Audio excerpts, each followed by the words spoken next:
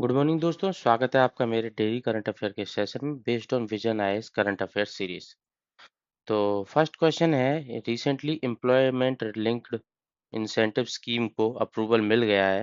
ये किस मिनिस्ट्री के अंदर आती है? ये आती है ministry of labour and employment के अंदर। इससे क्या होगा, इनफॉर्मल वे से फॉर्मल वे में जॉब क्रिएशन को एक हेल्प मिलेगा। इसका एम पर्पस क्या है कि फॉर्मलाइजेशन ऑफ जॉब सेक्टर। तो इसमें 1 लाख करोड़ का आउटले है इस प्रोजेक्ट के अंदर। सेकंड क्वेश्चन है, सैलरी कैप क्या रखा गया है employ eligible under employment linked incentive scheme? इसका कैप रखा गया है 1 lakh per month. Second question है, थर्ड क्वेश्चन है, मतलब दो question national sport policy related. पहली स्पोर्ट पॉलिसी कब आई थी? 1984 में आई थी। अभी रिसेंटली 2025 में स्पोर्ट्स पॉलिसी आई है।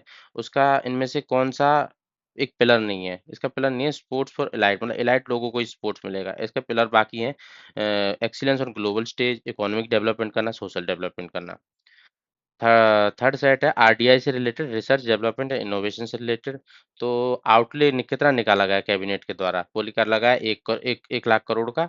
और सिक्स क्वेश्चन है, ये किस कस्टोडियन किसके पास है इस फंड की? इस फंड की कस्टोडियन है अनुसंधान नेशनल रिसर्च फाउंडेशन के पास। उसको चेयर कौन करते हैं? प्राइम मिनिस्टर करते हैं। और ये किस मिनिस्ट्री के अंदर आता है? Ministry of science and technology के अंदर आता है।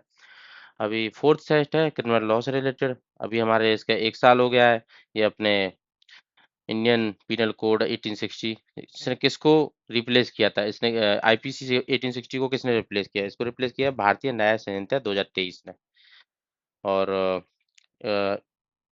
टेस्ट विटनेस टेस्टिमोनी को वीडियो कॉन्फ्रेंसिंग के द्वारा सुनने के लिए एक टेक्नोलॉजी मेजर है, उसको क्या बोलते हैं? उसको बोलते हैं न्याय श्रुति। फिफ्थ सेट है ग्लोबल ग्लोइंग पेपर सेंसर से। आईएससी ने रिसेंटली एक ऐसा ग्लोइंग पेपर सेंसर डेवलप किया है, जिससे क्या होगा, एक बायोमार्कर है वो, जिससे क्या होगा, हमें कैंसर के बारे में पता चल जाएगा। कौन सा कैंसर? Liver cancer. और इसमें जो रेयर अर्थ मेटल यूज किया गया है उसको बोलते हैं टर्बियम। मड वैल्कनो से रिलेटेड, रिसेंटली एक मड वैल्कनो इरप्ट हुआ है, वो ताइवान में हुआ है। और उसके मड वैल्कनो में क्या होता है? वाटर होता है और सैंड सेडिमेंट्स होते हैं, और उसके बाद एक गैसेस होती है, वो होती गैसेस होती है मीथेन। 13th क्वेश्चन, मतलब सेवन्थ सेट है, साइट्स के 50 ईयर्स हो गए। 1975 में स्टार्ट किया गया था साइट्स को। और उससे एक और, ये इसका सेक्रेटरीट कहाँ पे है? जेनेवा में, जहाँ पे यूनाइटेड यूएनईपी का सेक्रेटरीट है।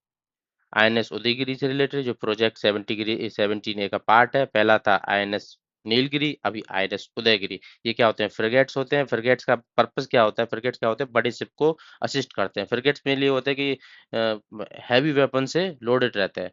इन case there is emergency situation, there is risk to major ships, तो ये उस टाइम पे हेल्पफुल रहते हैं। ये शिवालिक क्लास का एक पार्ट है, फॉलो ऑन है शिवालिक क्लास का।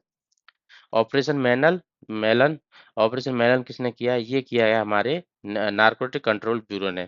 इसका पर्पस क्या था? इसका पर्पस ये था कि जो डार्क नेट है ना, डार्क नेट के थ्रू ये ड्रग मार्केट चल रहा है, माफिया चल रहा है, उसको कैप्चर करना। तो ऑपरेशन मैनल किसने किया? नारकोटिक कंट्रोल ब्यूरो ने। इंटरनेशनल डार्क नेट ड्रग को, रैकेट को पकड़ना।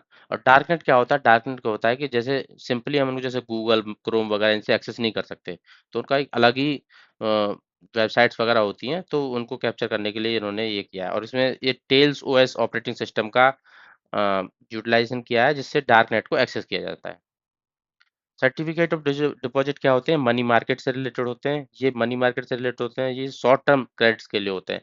इसमें क्या होता है कि बैंक्स वगैरह, एनबीएफसी वगैरह अपना इशू करती हैं, जिससे पैसा उठाती हैं, और इनको कूपन रेट्स पे इशू किया जाता है। जैसे कि मतलब मैंने 900 रुपये पे इशू किया, बाद में आप 1000 रुपये आप रिटर्न करोगे, तो मैं आपको 1000 रुपये दूंगा, तो जिससे आपको 100 रुपये का प्रॉफिट मिलेगा।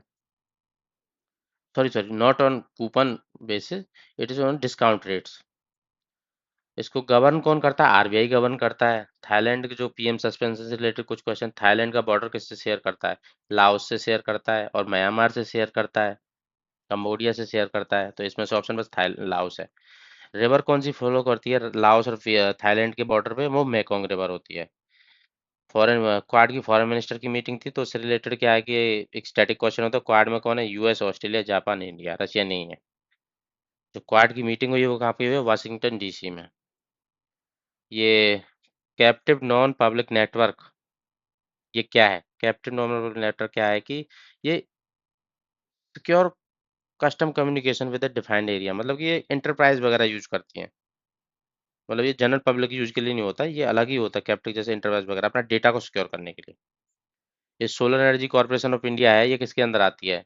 ये आती है ministry of new and renewable energy के अंदर। That's all for today.